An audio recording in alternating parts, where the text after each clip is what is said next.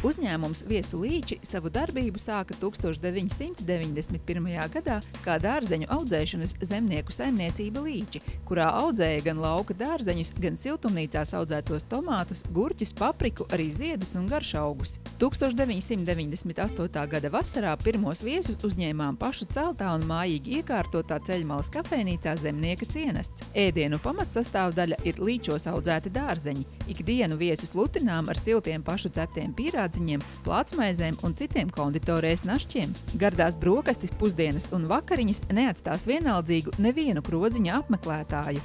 Ievērojām, ka pacienājušies viesi nesteidz aizbraukt, un pēc gada ganībās ierīkojām bērnu rotaļu un atrakciju laukumu. No agra pavasara līdz vēlam rudenim līču ganībās bērnu priekam un vecāku atlogošanai jautri ripo un lēkā traktoru vilcieniņš lecīgā slieka. Lagūnā bērni vecāku pieskatīti vizinās velolaiviņās, pa sliedēm kāda ģimene traucas velodrezīnā, bet no augšas to visu vēro velohopteru pasažieri. Tāpat mazajiem piedāvājam izbraukt ar velokartiem, vizināties ar karuseļiem un tā kārtīgi izšūpoties šūpolēs. Savukārt drosmīgākajiem un atraktīvākajiem apmeklētājiem ir iespēja pārbaudīt savu lokanību un veiklību kaķa takās un ripojošajā ratā. Dabas un ūdens mīļotāji, gan lieli, gan mazi, var izbraukt ar kuģīti Frīdu.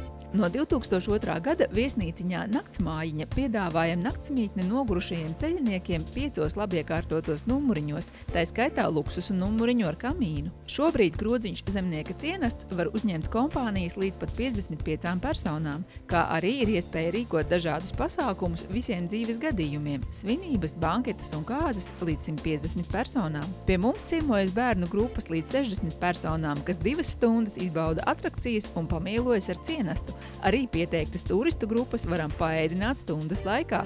Turklāt ēdienu cenas viesus nekaitina.